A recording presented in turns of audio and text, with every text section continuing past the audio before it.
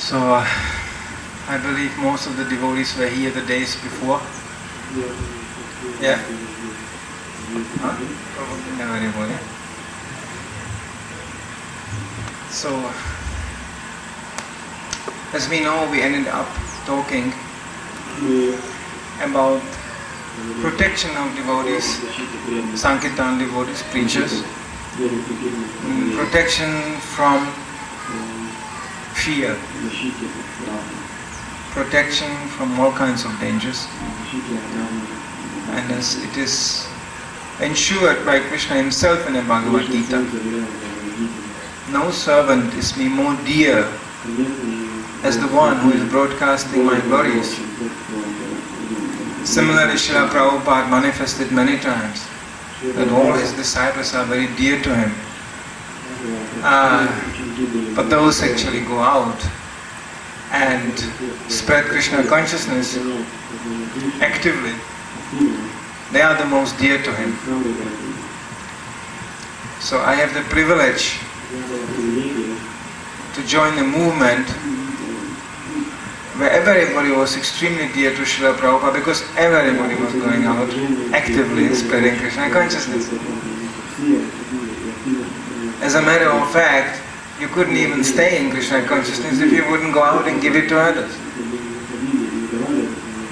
Staying back in a temple was viewed as something very suspicious.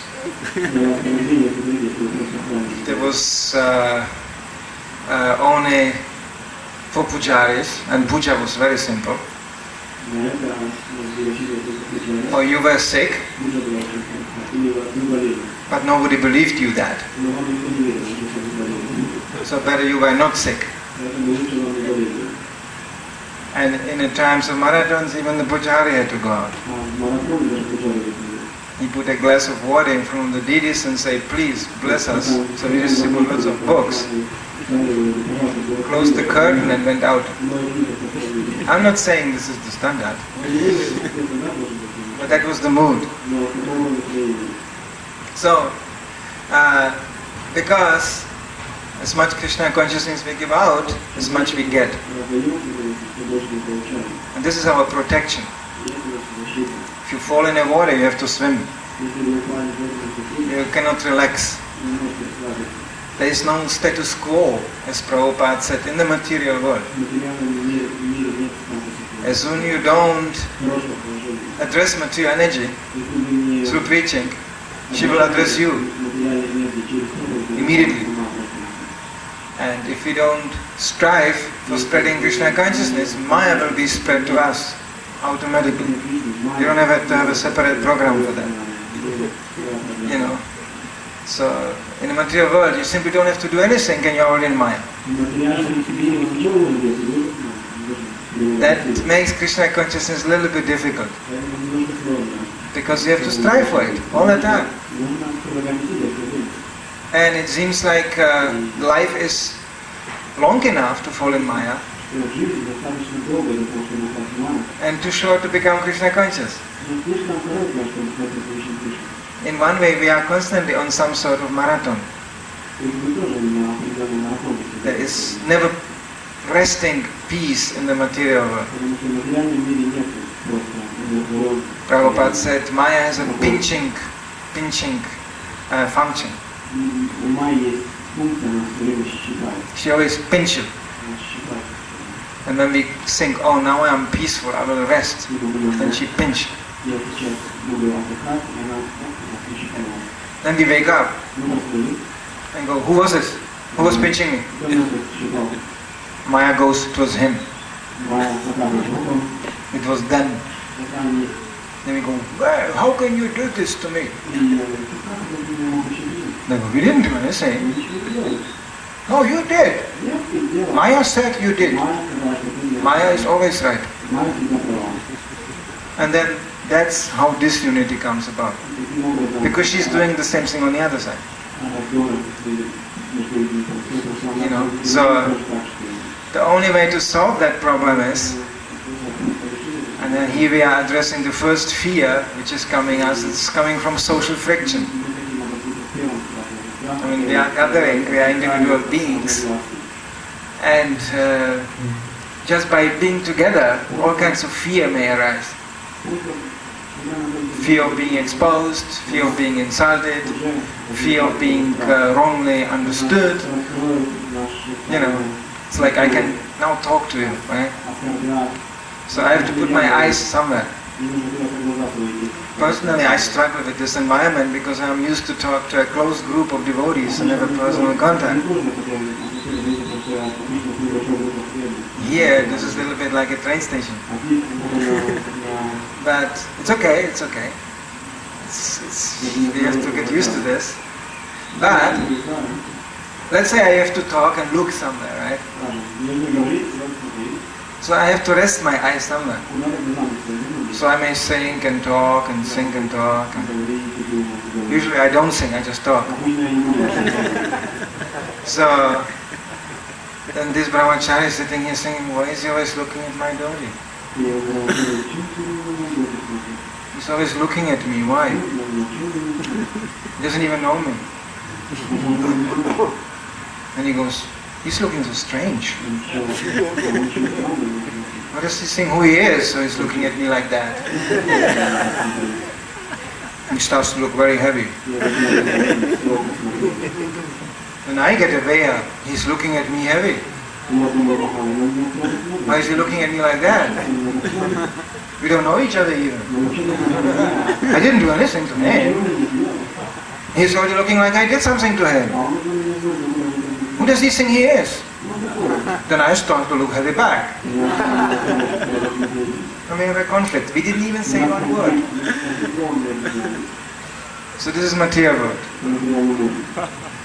Therefore, we have to communicate. Prabhu, you look at me like that. Why? Because I'm tired. I'm just staring somewhere. Okay, oh, alright. Jai, Haripur. You know? All problems come from this non-communication. Now, back to the theme, that's what you learn on Sankirtan. More or less, we all grew as a very, especially in these times, we are growing up in tubes, test tubes. Very private, very distinct, you know, very closed up. You know, we always have the concept, it's me and it's them. And especially through technology, which makes people impersonal. You know, yeah.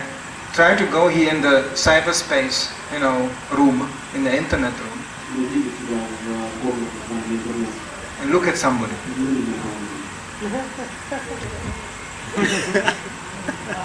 They will think you are crazy. Because everything is very tense. Everybody is communicating. To whom? Not to you.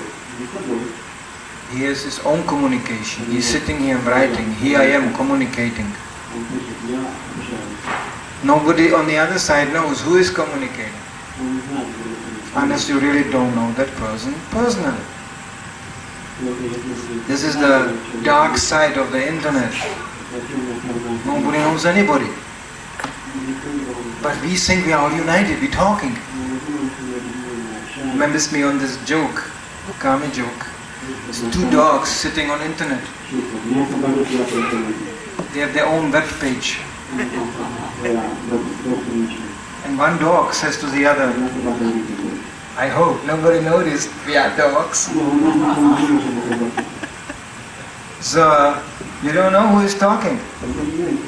But everybody's saying, we are all united, we are talking and talking. Nothing. People are dying lonely behind their computer screens.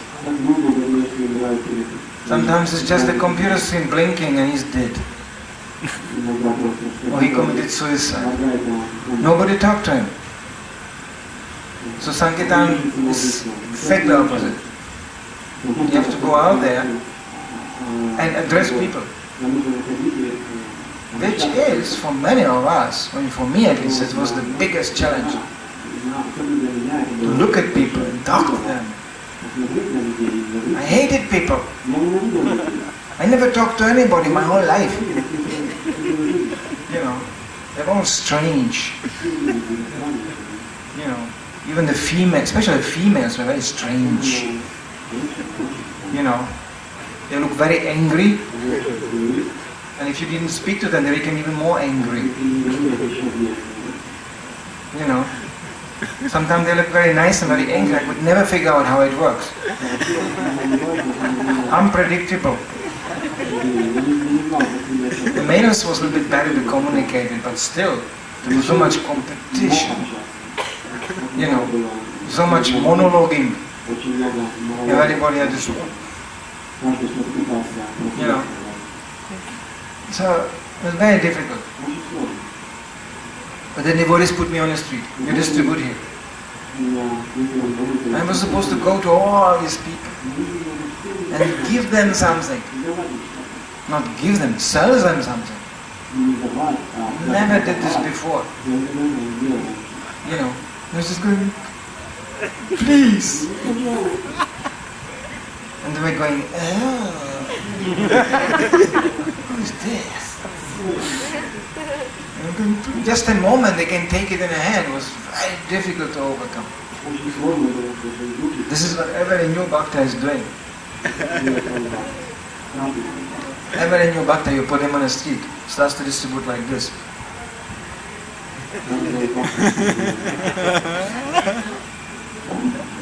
And they come back after half a year, half an hour, and they go, nobody takes it. Because then you have to tell them, yeah, because you didn't give it to them. I'm giving it to them. You don't take it. You know. So of course they will not take it like that. To give it to them. Like this. You know. Just in a hand. They have to have it in a hand. And then the next thing is, what shall I say? You have to look at them. You know, I even heard once, just recently I had some really wonderful deviation. We shouldn't impose ourselves upon people. They don't like it. Well, Prabhupada said, I imposed myself upon you totally. Nobody invited me. But of course he did it in such a way we like that. They like to be imposed upon by Prabhupada. The whole movement started like that. Prabhupada walked on the street, this is how this movement started. And he was so radiant that he was approached by one confused hippie who asked him, excuse me, are you from India? Very stupid question. Prabhupada could say, who is you? You are so stupid. No. Prabhupada was looking at him personally going, yes. That moment the link was established. Prabhupada had amazing ability to capture individually and to think not only globally but multi-universally. He could present you such a concept how Krishna consciousness is spreading that we were just standing with open mouth. Prabhupada said, if you could understand what I am talking about, we would take over the world in 2 weeks. 18 days actually. What is a good joy, Prabhupada? Joy. Prabhupada had visions which were totally beyond our understanding. Absolutely. Like this was here, Iceland. It was just a piece of dirt. First time 1978 I came here, there was nothing here. It's just this building, that was it. You know, we were walking here over dirt and Prabhupada predicted the whole city. He looked at the rickshaw drivers and looked at this and saying, a city here? Why? You know. Prabhupada predicted so many things. Even the whole process of book distribution was completely irrational. He said, there are these books, he printed them. They are sitting there, why don't you distribute them? Nobody knew how to do that. Nobody ever did it before. You can just go out like this on the street to the people, saying hello. I asked as a bhakta when I joined, who allowed all this? Because I was quite low obedient person. Of course, those days devotees in Germany they had a simple answer. It's allowed by Lord Nishingadev. Which is essentially truth.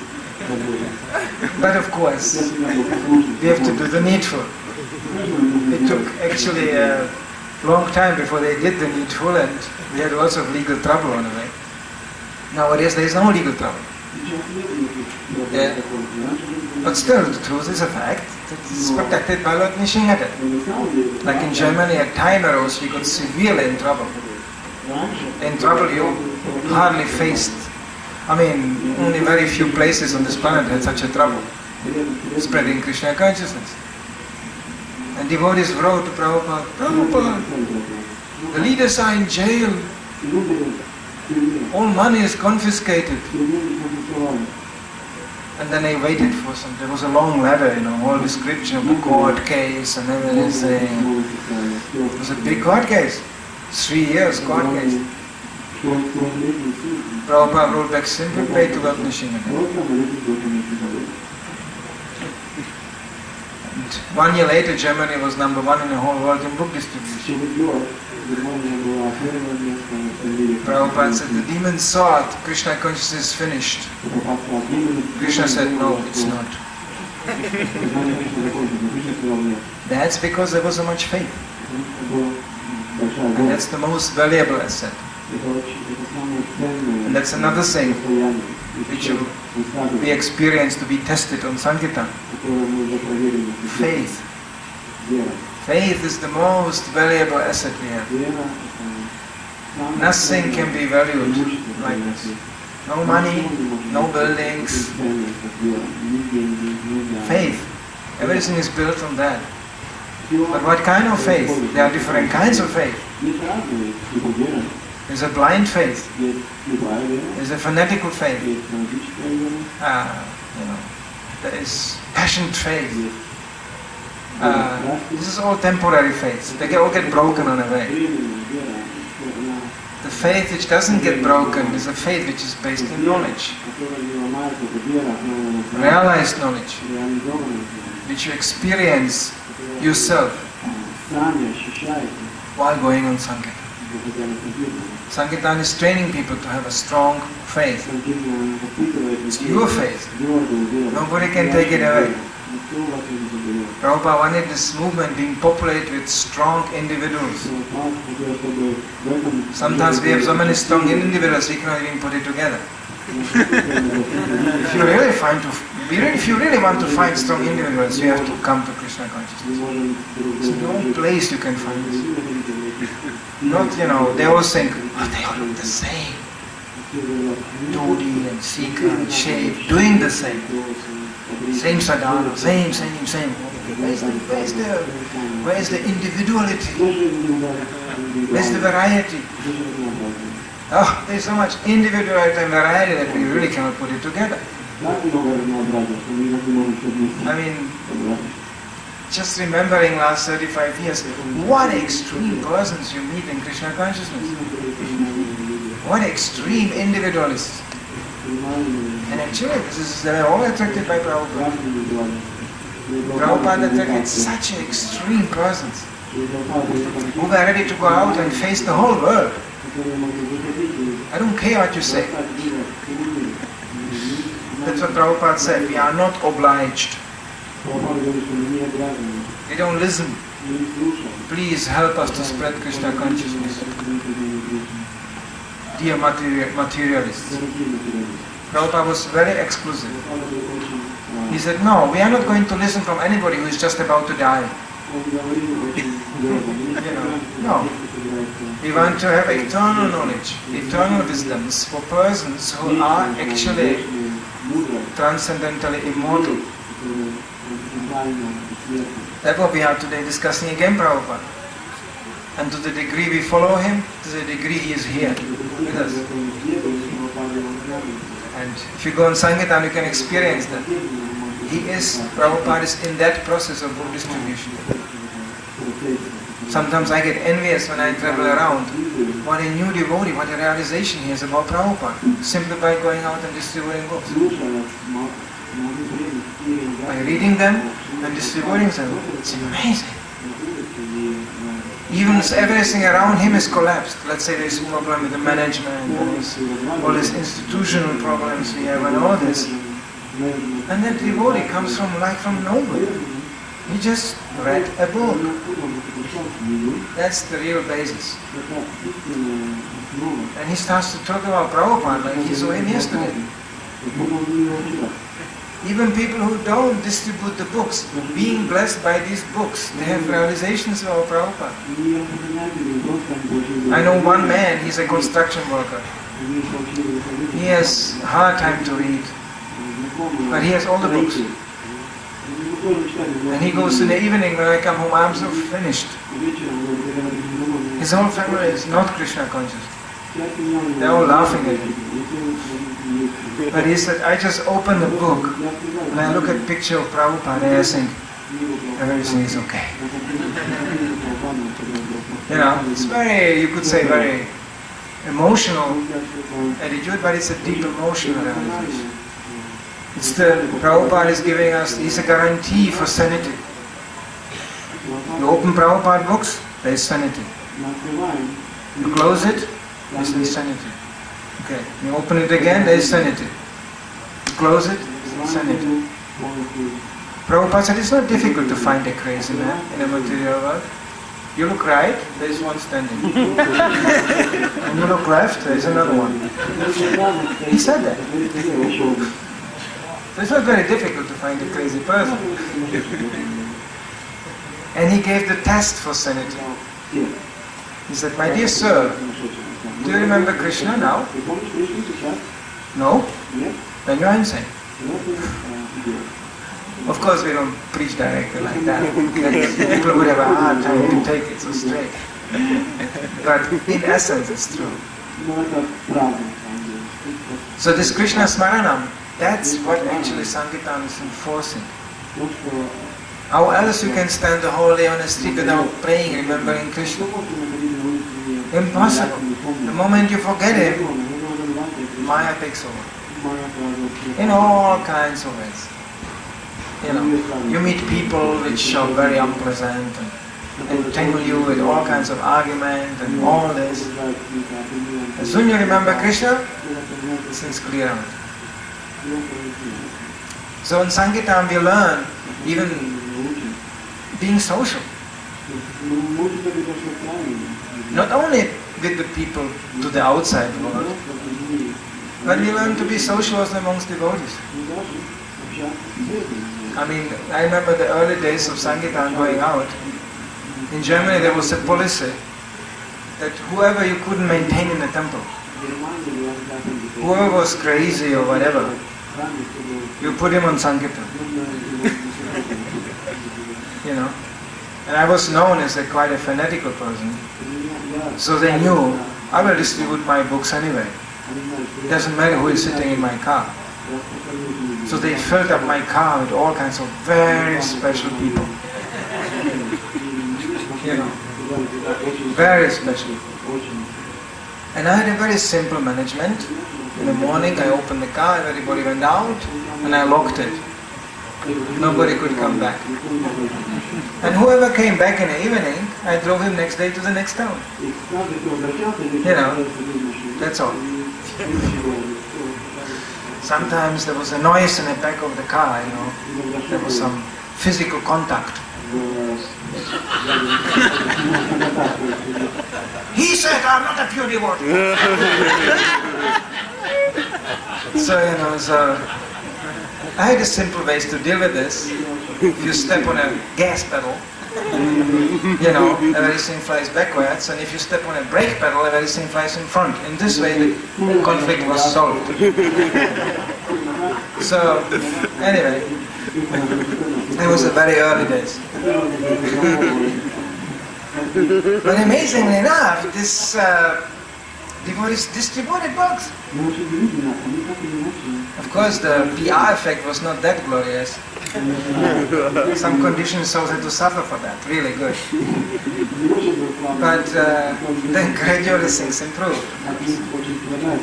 But, you know, they had a slogan that was actually, my Bhakta program was managed like this. I had a 2 days Bhakta program. Then I was on Sankirtan, and then there was a slogan, Sankirtan makes him or breaks him. That's it. Natural selection. Some sort of Darwinism, you know, the strongest survive. So this was actually the very, very early days. And then gradually things improved. And another kind of people started to join, of course, also. And we got wonderful Bhakta leaders. I can only mention here, some of them may know him. Bhakti Bhushana Maharaj was one of them. For many years, there was whole generations of wonderful Sankirtan devotees coming from that. Which I was taking them out from traveling, but I didn't have to struggle anymore to, you know, to teach them the basic things, because they were already very well prepared from the temple. So things became better and better and better. It's always like that. So Prabhupada, you know, gave us the key even to social life. Now somebody may say, I could now go around and ask, what are the fears? But I don't know if I would get always honest answers. Like let's say for exercise sake, after social fear we may experience economical fear. There's always the voice of the parents. Right? What will happen, you know, when you are old? You are now brahmachari and young, okay, but what will happen? Yeah? Of course, Prabhupada had some expectation that we act in a decent way. We take care of those they, you know, did very substantial service to this movement, and you know, and they contribute according to their capacity to the end of their lives. It's not always like that, we have to say, but like when I go out here behind this building, the latest new building is assigned to be a building for senior brahmacharis who did long service for the Mayapur project. So by the time they cannot do so much, you know, and they are maybe physically more disabled, they have a place to be. That's a very noble project, very unique, I would say. You know, but don't worry. Personally, I didn't join this movement to get a good pension. Sorry, that thought didn't even occur to us. They told me this is a good place to die for Krishna. I still think it's good. It's a good program. There's only one problem, I didn't die yet. Then I found out, dying for Krishna, actually it's a nice idea. But living for Krishna, that's more complicated. You know. So our real science is how to live for Krishna. So this is Sankirtan is teaching us that. If somebody really got substantially trained on Sankirtan, he may be even able, even in an economical sense, to take care of himself. You learn simply how to deal with people. That's the basis of economy, you know.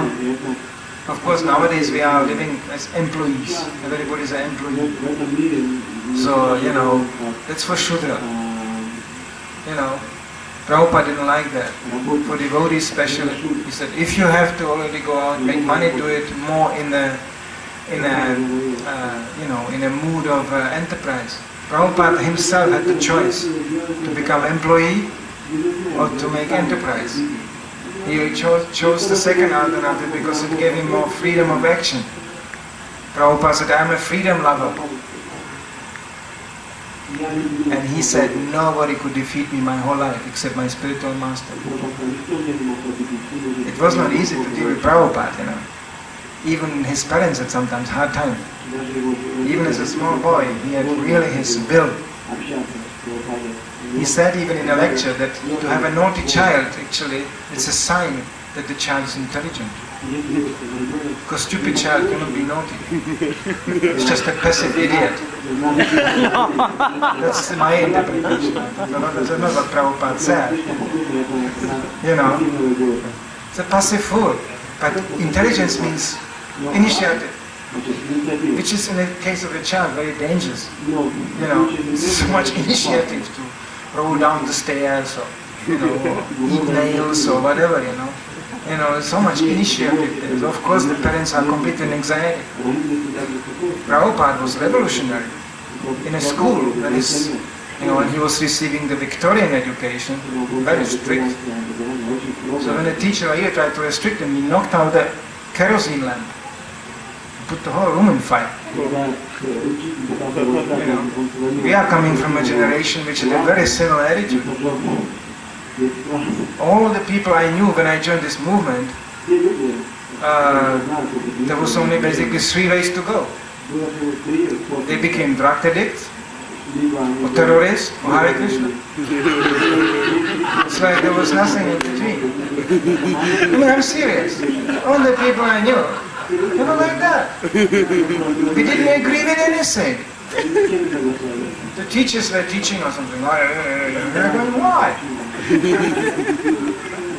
I had to write in a school, I had to write a paper in German on the theme, why should we go on holiday?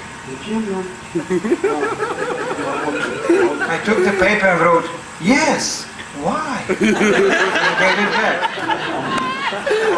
I was 13 years old. The teacher said, this is not right, you have to write really something. I said, okay, I will write something. And I like to write actually. So I sat down and wrote approximately 14 pages of the most disgusting and horrible description what can happen on holiday.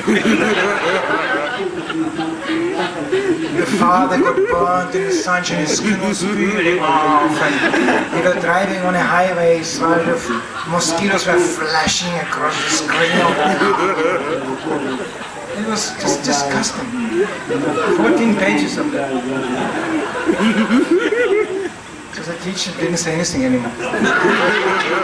He gave me actually quite good note, and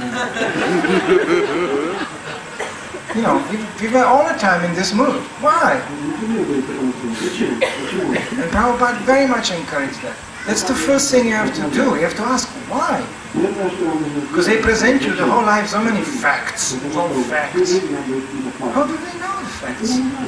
The scientists are very good at this. They go, you know, because 1 and 1 is 3, therefore, you go, what? What did he say? Yeah, already the first thing is already wrong, and they progress from something higher. So Prabhupada was genius, he immediately uncovered the plot. He said, oh, you are wrong in the beginning already. At the root you are already wrong. And consequently everything else is wrong. So this mood is required to understand and also appreciate and see the need to go out and distribute Krishna consciousness to others in these books. So, you know, we get freed from social fears.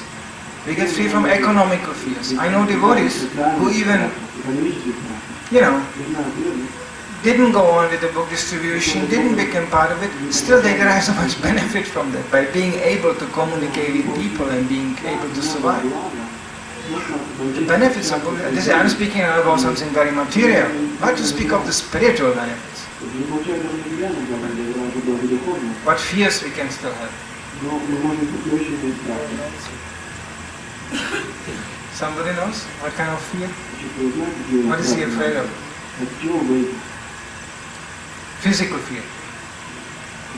somebody will come and do some harm to my body. While Sankirtan can be very dangerous.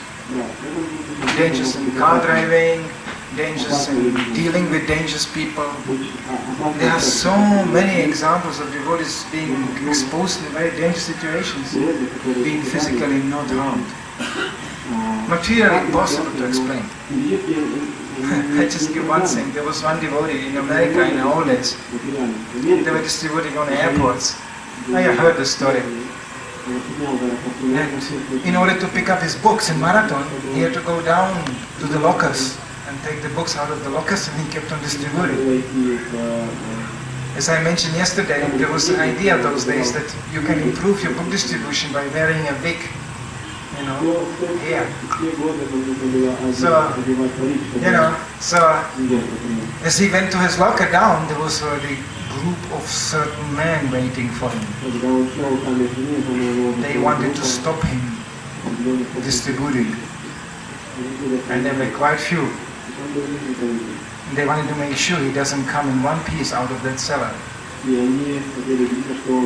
So he wanted to turn around, go out, but there was another one at the exit, and they were going. So he didn't know what to do, so he was just... So in the last minute, he just, he never did this before. He threw away his wig. He was blank shaved. And he was going, and they're saying, oh, a Shaolin monk. Oh. And they all start to run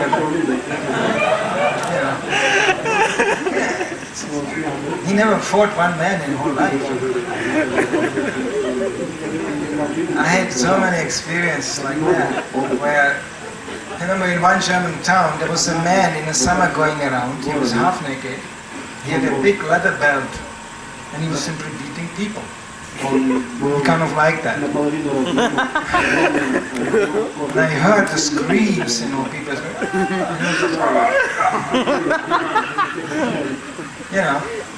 So I made sure I go to distribute in another side street. But there he was again. And we were distributing in Doris. And then didn't took long time, he saw me. And I saw him. So I kept on distributing, and he was already focused. And somehow in that moment I really thought, okay, let's give it really a try. Does Krishna really protect this devotee? Because I don't care. I'm not going to run from this fool away. I will simply distribute. So I just addressed the lady, handed out the book, and then I got already the first hit. So I collapsed on the floor, just simply spread out. And I start to yell,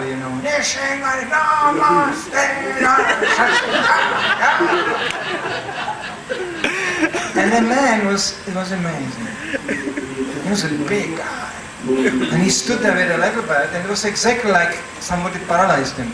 And he was going, stop it! Stop it! Stop it!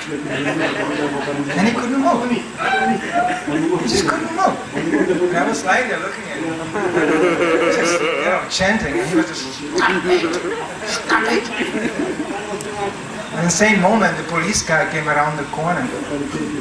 One of these Volkswagen buses, they have these doors you push sideways like this. And they just drove off, and 4 policemen just jumped on him and just threw him with such violence into that car, There was he was on the floor of the car, and there was one foot sticking out, and they closed the door, including the foot, just drove full speed. And I was just lying, and there was all these people standing around looking. So I got up, I was going, hello, good morning, like that, It was almost like in a circus. The whole thing was like a performance. And people are saying, that's a strange performance, Even police takes part in it. So this is just one example, and there's so many stories devotees can tell. So many stories where devotees were really, how many car accidents we had. You know, dangerous car accident. We had one car accident in Germany, a whole car of devotees spinning several times from a highway into a field, turning around and around and around, creating holes in the field, you know. When finally the fire brigade and the police arrived, they were shouting at the devotees, "Get away from the car!" Because they thought they have to free all these heavy injured people inside. They couldn't believe it was the devotees who were actually crawling out of the car. You know, there was one devotee sitting in a bag just counting money as it happened. The rotation of the car was so powerful that even the box with boga opened, and the apples and the coins rotated with such a force that later on I cleaned up the mess. I was going to that smashed car, and I had to break the apples open to find the coins inside. It was like such a rotation, you know. One devotee got a tooth broken, another one had a bump on the head. That was it. It was like physically harder to it. I myself, I had a car, the first years where actually I didn't know what Prabhupada said. The car driver should be arrested, you know, they should not take any risks. It's extremely responsible to drive cars. I would say in India even 1,000 times more. So we should be careful, no passion behind the steering wheel whatsoever. And even the whole party has to stop. The driver has to take rest. Or you have a spare driver. It's very scary when you sit in the back of the Sankirtan van and you see the driver diving with the head into the steering wheel. You know. The car goes slowly right and slowly left, you know. It's very scary, really. How many car accidents I was part of, you know. But I always made the rule that I'm driving. After having like 6 car accidents. You know. From there on it actually got better. I had quite good record. I had very few. But those I had were also pretty good. You know. Yes. Driving once in Germany after a whole Sankirtan day, also in the evening, darkness, rain. It was a construction site. They marked the place with blinking lights. You know, and the road was going right and left, you know, like a tunnel with blinking lights. So I was saying blinking right, blinking left, blinking right, blinking left. I didn't even slow down. And suddenly, the car was very peaceful. There was a devotee next to me sitting, he was just taking prasadam. And the car was very peaceful. Why? Because it was flying. Because we went off the road and there was a huge field down there. Fortunately, it was very, very bad. It was raining for weeks. And the car was flying between the lights out. And we dove into the mud, you know, really deep. And the devotee landed like, you know, next to the gas pedal down there, in that space, still holding up the bowl with the prasadam. He was very attached to eating. His only comment was, "One cannot even eat here peacefully."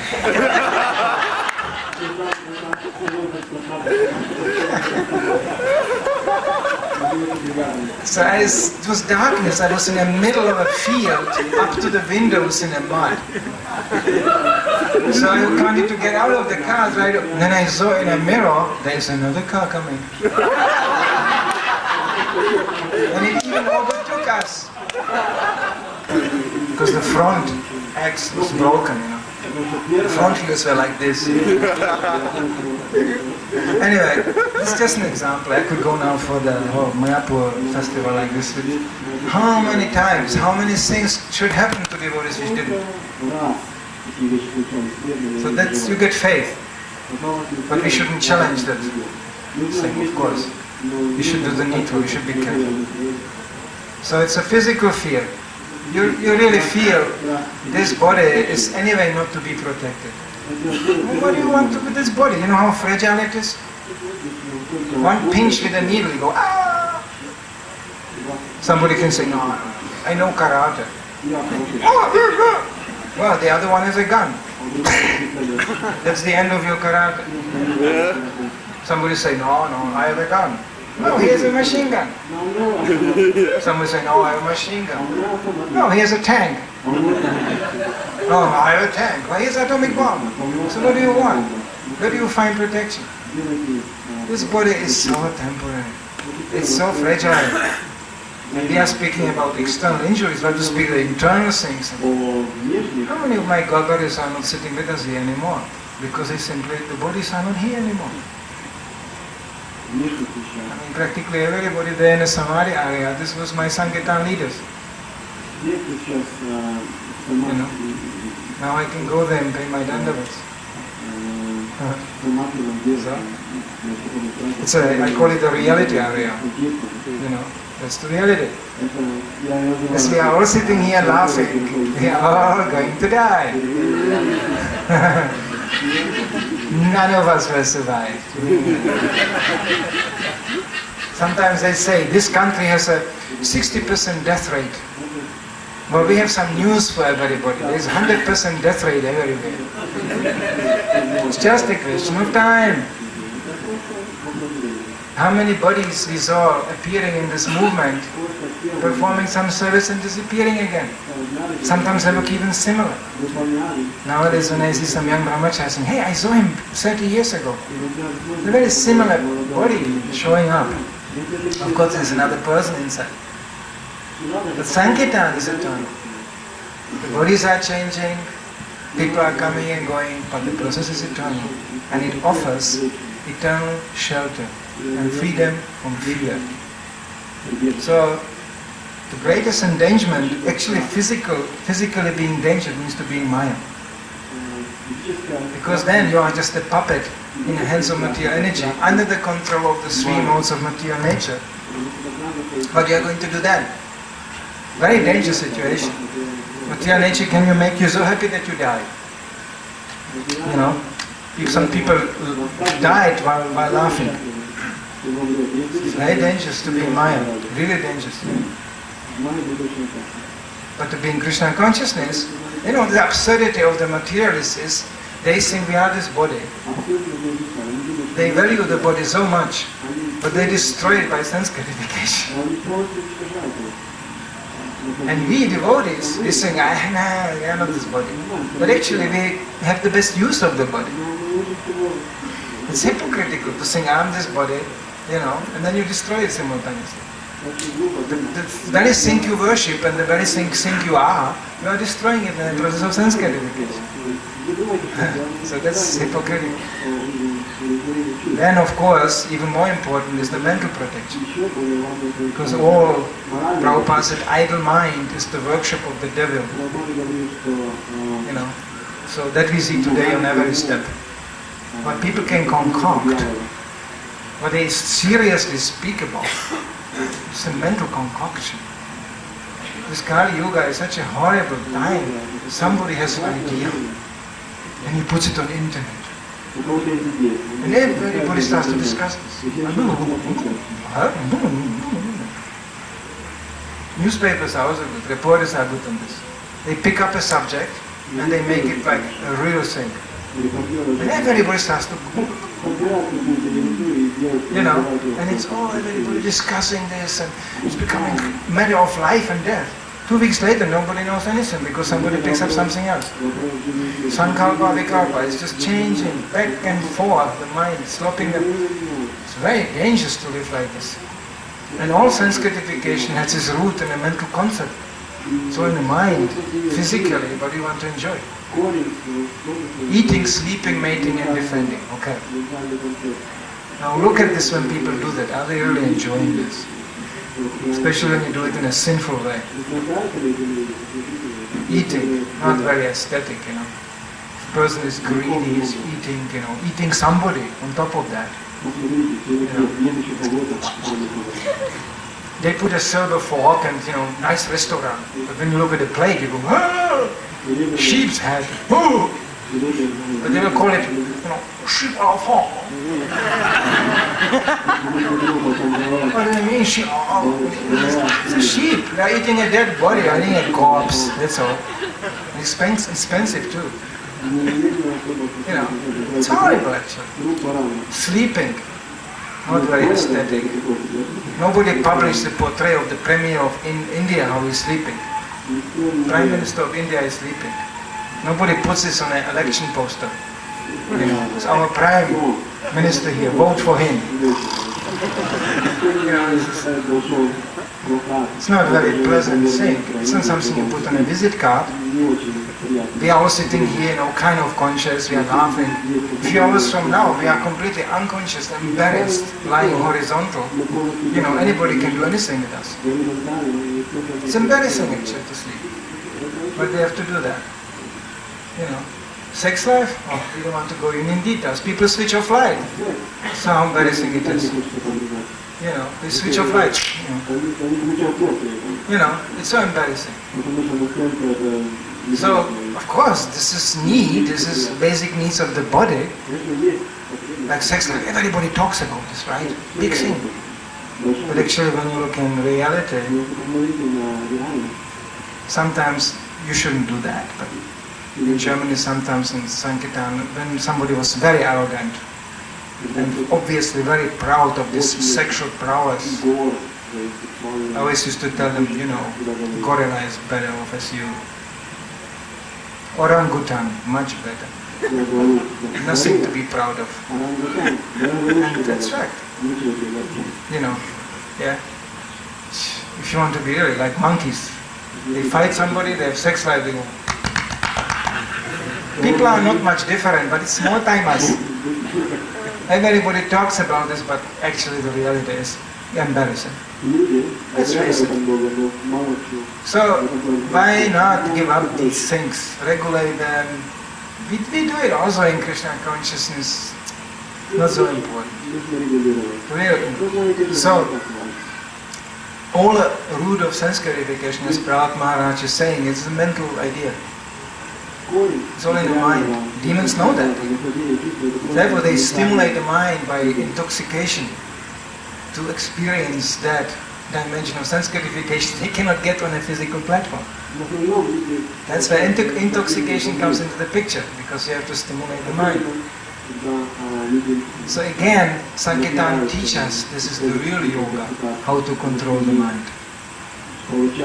You cannot be, as we learn in ISKCON, spaced out. You know, Sankirtan is teaching you to control the mind from the morning to the evening. With such a training, you can have an easy life. Quite easy. Once the mind is somewhat subdued, it's life is very pleasant.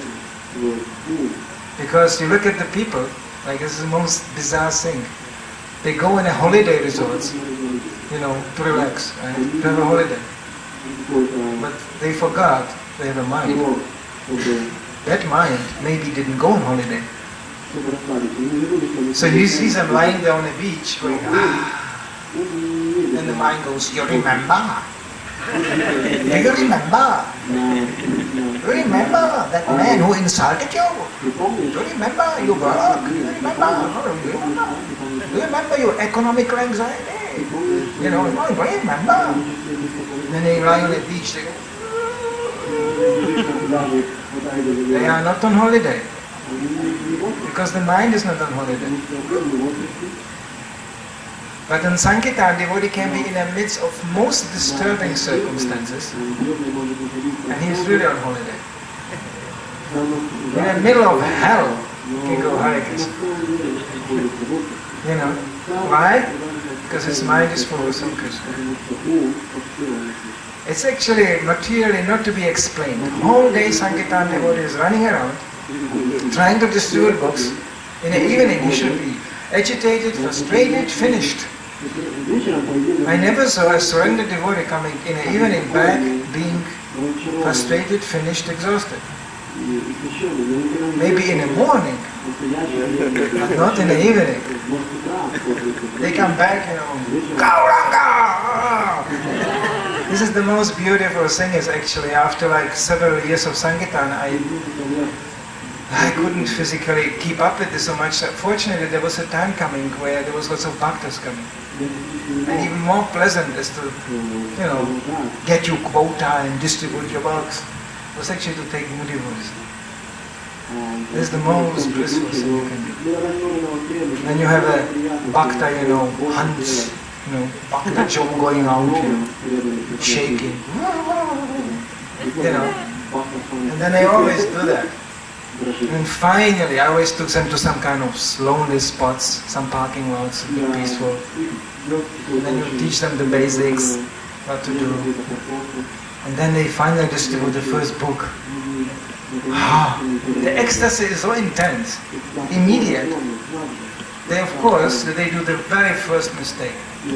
They get puffed up. You have him, Bhakta Joe, running across the parking lot. He took it, he took it! And you shout back, don't get puffed up, don't get puffed up! It's too late. He already got puffed up. And then he goes to the next one, of course he doesn't take anything. And the next one, nothing, nothing, nothing. So after 1 hour of misery he realized, maybe I got puffed up. Because Sankirtan teaches you the real humility, not the paper humility.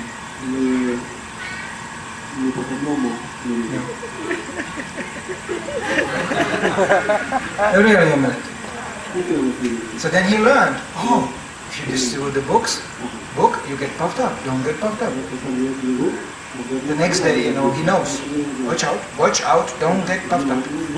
So he's more careful. So he goes out, hello. And they take a book, one book. Then they take another book. He goes, don't get puffed up, don't get puffed up. He go, hello, don't get puffed up. And by the 5th book he goes, I did it! And it's finished again. Okay, it was 5 books. And then again, few hours of misery. This is called training. This is the real Bhakta program. Therefore Srila Prabhupada was so tolerant and so merciful to Sankirtan devotees because he knew they don't need any additional smash on their head. They already get it every day. And it never stops. If you sing after 20 years, you can go on Sankirtan, hello, I'm humble, take one of this, no problem, Hare Krishna, no. It's exactly the same thing. You just learn to live with it. As soon they become really nasty and, getting puffed up again. How are we doing today, my false ego? And the false ego goes, we are great. You go, no, we are not great. Here we call upon the intelligence, and the intelligence will tell you that we are not great. The intelligence then preaching to the false ego, we are not so great, There are 8,400,000 species in this universe. And who is you? Yeah? So by knowledge, training, one becomes really humble. So this is it. This is the real training.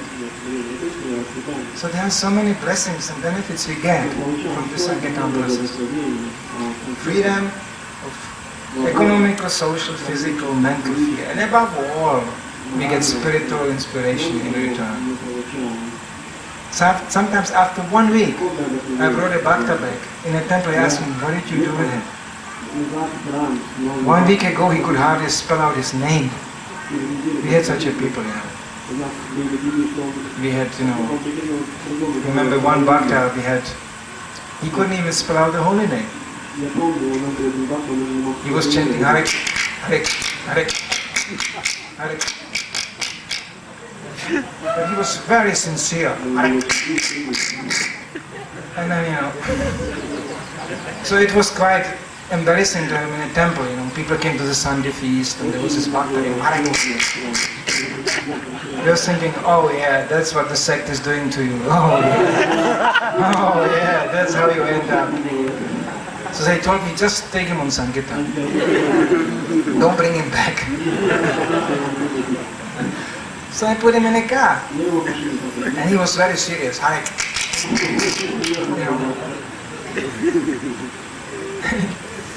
He not only became a reasonable Sankirtan devotee, he became Pujari later on.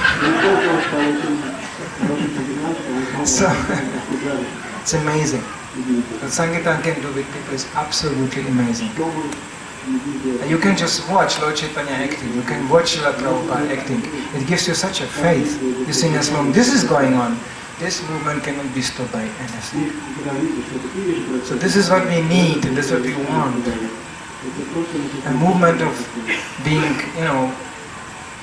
solidly trained devotees in practice, who have the faith that actually, who can go out, any location, any time, any place, and spread Krishna consciousness to others.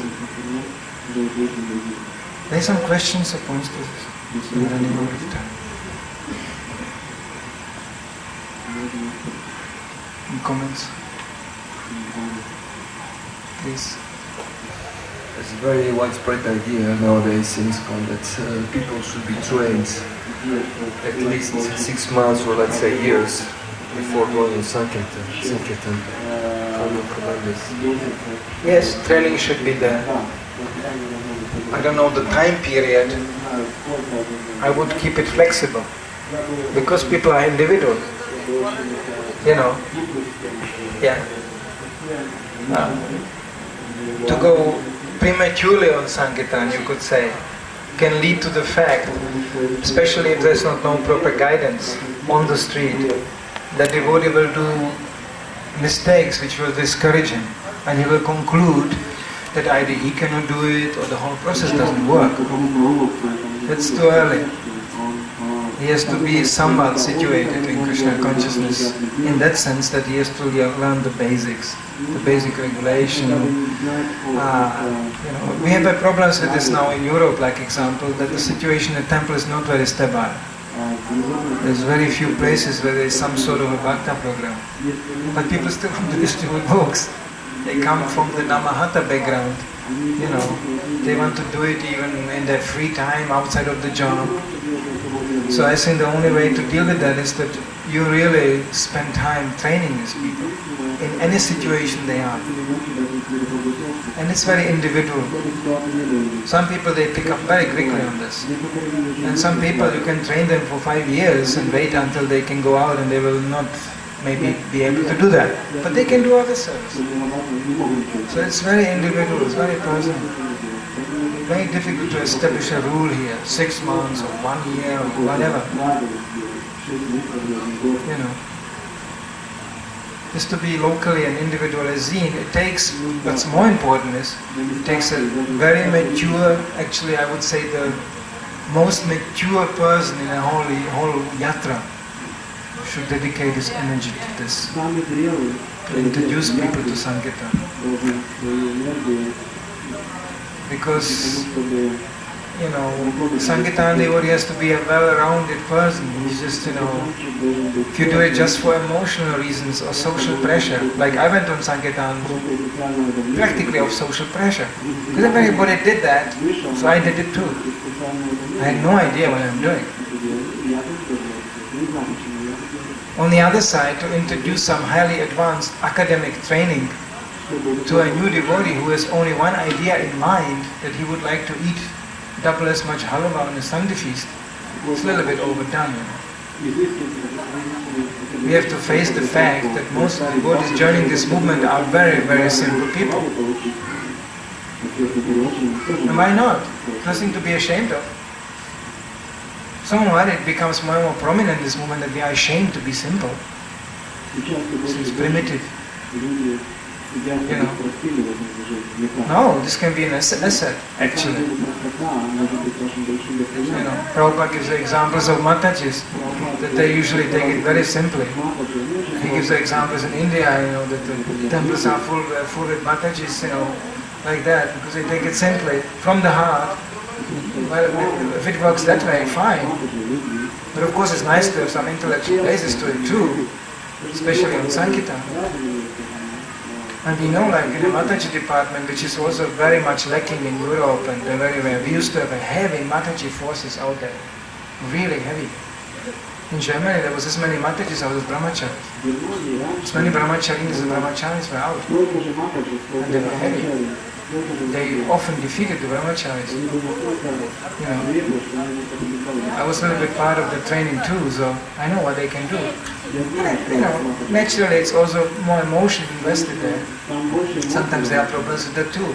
So it needs a person who can handle these things, who is himself stabilized, the most, stabilized person in the yatra.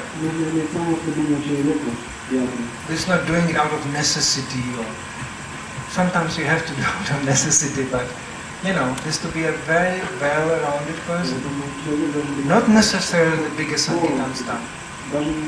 Not necessarily. They had Sankirtan stars in the past. You couldn't put a bhakta to them. They were so eccentric that the bhakta was finished in 1 week. They were so, eccentric in their behavior that the bhakta couldn't just really spin out. I grew up like on Sankirtan like this, under, you couldn't call it even the guidance, it was the push of a very eccentric personalities. I couldn't even copy that.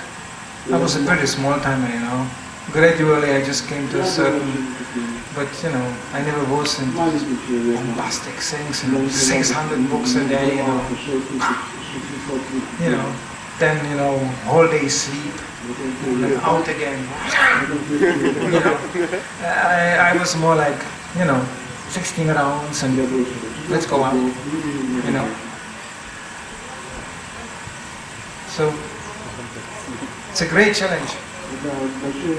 One person in a country like this can create a whole generation of Sankirtan devotees. There was a mild complaint there that the leaders should be the leader. I'm sorry, I don't want to get controversial, but I can show you a letter from Prabhupada where he writes that all the leaders in Krishna consciousness must go in Sankirtan. I can show you the letter where he says it's a duty of every leader in Krishna consciousness to go in Sankirtan. And as again I said, you don't need a mega stars. You just need a physical people out there. Personally, I'm extremely conditioned grihastha. I just have a family, I have this and that. And whatever I can, I just travel around. It's nothing special, Absolutely nothing special. But I don't have anybody in Europe going with me.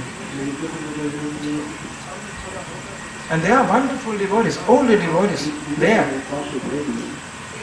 They are devotees who just immediately pick up on this, old devotees. But they need encouragement, they need,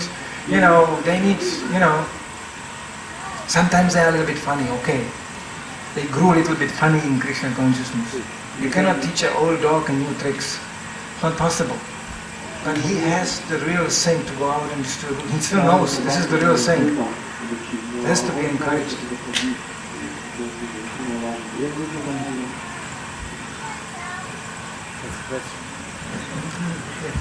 Oh, Vijay Prabhu. That's the shadow.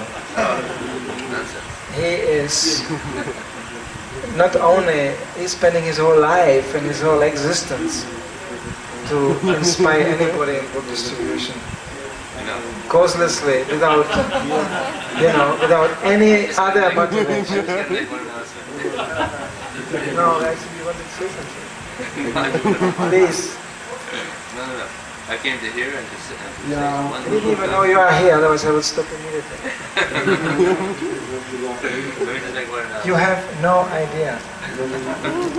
I could chant now the glories of Vijay Prabhu. Don't do it. I don't do it. Just show it. No. Stop it. He survived for how many years? For so many years.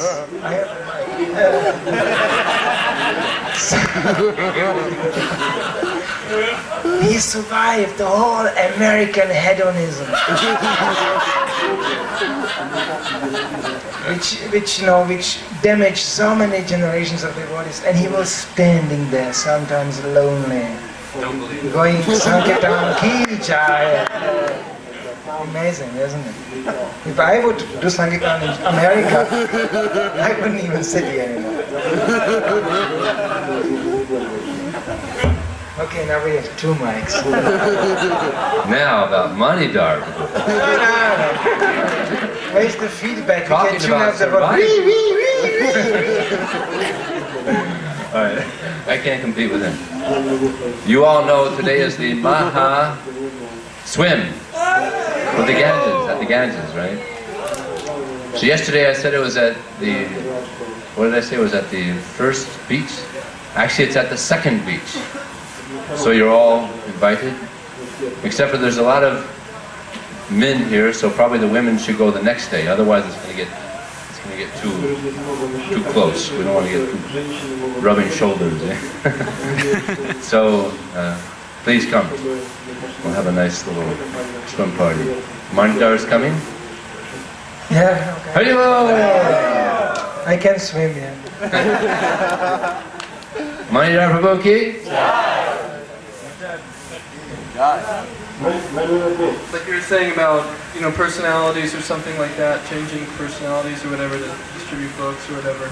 I've heard of, I say for myself, I've tried reading these, like 7 Habits of Highly Successful People and, these businessmen books, nonsense. I don't know, some people say nonsense.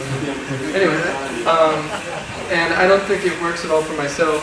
So maybe you could mention how to, to sell books you have to be friendly and so many things, and how to, if you want to try to make ourselves a better, whatever instrument by altering our personality or whatever. We can teach a new bhakta the basics. From there on he has to go on and practice. You cannot put Sankirtan into a manual, all in detail like that. It simply doesn't work like that. It's on the same level like if you would try to analyze why Krishna is non-different from his name. Try to put your mind into that. You cannot understand this. We can practice. And by practice we realize. So as we mentioned yesterday, Prabhupada taught us a process while learning in action. We are just, learning along the road. As we are going on, and we learn the needful, not the not needful. There are so many things to learn. You can learn so many things in this lifetime, in this world. But we want to learn things which are helping us to disseminate Krishna consciousness to others. So it's, as I mentioned before, it needs a mature person who dedicates his time to this, who proved by his existence and by his life and by his results and by his everything that actually, he's empowered. There's a thing of empowered. How do you want to teach people how to get empowered? It's not as simple as that. Like, in a material sense, I know how to get somebody empowered. I give him 2 wires, plus and minus, and put him in an electric plug. Saying, hold it. Put it in, he goes, and you go, now you are empowered. 250 volt. But in a spiritual sense, it works in a similar way, but it's not as simple with 2 wires like this. Empowered means by the time you are doing it, and it's going to be you where you do that. You will see. People will take books. They will appreciate your presentation of Krishna consciousness. It's called empowered. But to write manuals, to bring it down to an academic platform, such a big book, how to get empowered, and the author committed suicide. It doesn't work like this. This makes Sankirtan a little bit difficult, because you have to do it. You have to do it. That's what Prabhupada did. So many of his brothers and this, they were sitting here in India thinking about this and thinking about that and thinking how to spread Krishna consciousness and that. Prabhupada simply sit on a boat when he did it. He didn't know what's going to happen. There was no manual how to spread Krishna consciousness in the West. Nothing. Prabhupada even said, I don't even have writing, Yeah. I was selling medicine my whole life. I'm not that, I'm not a writer, and I'm writing so many books, distributing so many books. Prabhupada, you may not believe that, but I saw personally Prabhupada walking around in a temple. He was looking at the temple like, wow, who did this? He could have expression of an amazed child. Then he looked to his disciple and was going, look, it's nice, huh? Nice what Krishna gave us here. Not 1 second Prabhupada was thinking, we did it. Sometimes he said it like this. But, you know, he himself just followed the instruction of spiritual master. The rest, up to Krishna. And the rest was pretty powerful. What happened there was amazing. And Prabhupada was amazed. He was even reading his own books. You know, sometimes devotees saw him reading his own books and they asked, Prabhupada, you are correcting something, or shall we change something? Or it looked like he's proofreading, right? Prabhupada said, no, I'm reading my books. It's amazing how Krishna wrote this. You see? He was really, at that point he could read the books again, his own books. Normally we don't hear or read something he said, or we just said it and it's gone. But, you know, because it's from Krishna. So Sankirtan is like that. It's coming from Krishna. You just do it. And as you do it, you will see the need to learn, correct things, pray, surrender, get purified, get in the right association, you know, get the right advice. And Krishna helps immediately. Go here. Learn from him. Go here. Inspire him. Sankirtan devotees, they are like, you know, they are searching each other over the planet. Immediately. If I go around here, I know exactly who is distributing books and who not. I don't have to really ask who it is. You just look at the person. You know, here's something going on. You know. We had international meetings where I meet devotees I never practically saw in my life. I just go, Sankirtan ki jai. It's, you know, I know it sounds a little bit esoteric, but, you know, it's not esoteric, it's very practical. You do it. Therefore, usually Sankirtan seminars, you know, there was an attempt in the past to teach Sankirtan seminars, really, you know, manual and these tables and circles and, you know, and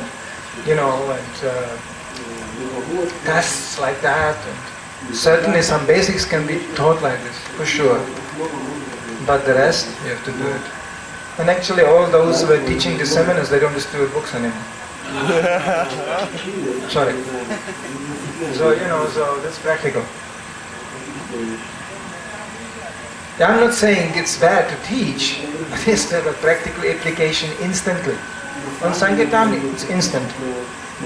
Actually, all that we should learn should have a practical application, otherwise we used to learn anything. Personally, like I can mention Pujari department, that's something completely away from me. When I see Pujaris, it's good. You know, I never was on the altar, I was never involved with this. There were certain departments I was never involved, even I was temple president and all kinds of things, but I always had the best pujaris and the best cooks, and I didn't need that, so I just didn't do that.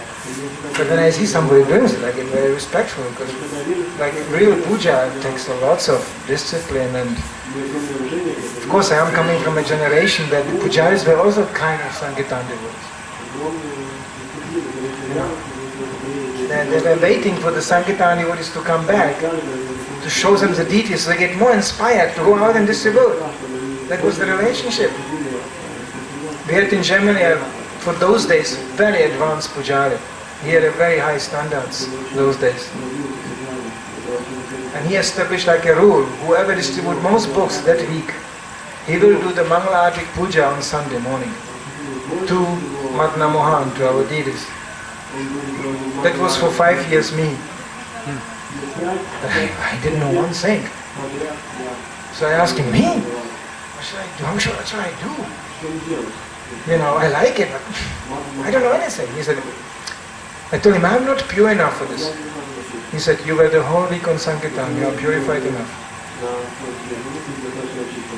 And then he showed me, there's a plate here, you see the things, the ghee lamp and the incense, this.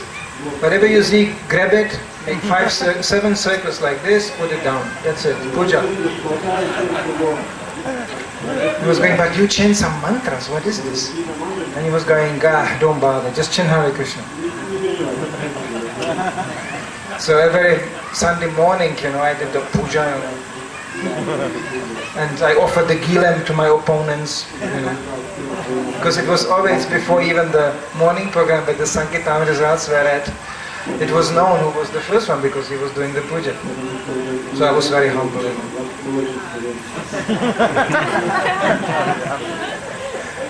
I'm not saying this is the standard. I'm not saying this is the standard, but I'm saying this is the attitude. And if you meet a real pujari, he will exactly the same like this. And when he in Mayapur do this amazing pujaris here,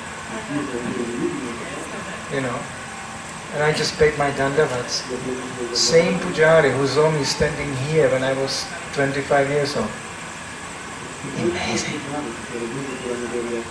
In Mayapur, this is not fun to be always here, Flooded and mosquito and everything, so much austerity. I just paid my dandavats. He told me, no, I'm just sitting here enjoying myself. You are going out distributing books, that's the real preaching, That's really humility. Cooks, anybody. If anybody is thinking in the terms we have to go out and distribute these books, everything becomes better. As Prabhupada said, by reading your very nice Sankirtan results, I take it for granted that all the other programs are flourishing as well. That's what he said. The cooks cooking, Sankirtan devotees coming, pujaris, Sankirtan ki jai. We had books all over the altars. We were such a fanatics in Germany. We were going Sunday morning to Mangla with Bhagavatam in a hand, chanting in a kirtan. Praying to the deities, please, next week 500 of these, Whatever fanaticism it was, but it was, it was real. We really wanted to do that. And don't worry, people coming to the temple as a guest, they maybe think a little bit strange, kind of fanatics, isn't it? But they will notice one thing, this is a bunch of damn happy people. And this is what people come for, This is the best preaching you can do, to present public a bunch of very happy people. Instead of going out, perfectly trained preacher who tells people that Krishna consciousness is very sweet. It's very tasty. People just look at him and go, well, why don't you taste it yourself? This is our major power to preach. And it's coming from Sankirtan. Okay. Srila Prabhupada ki jai.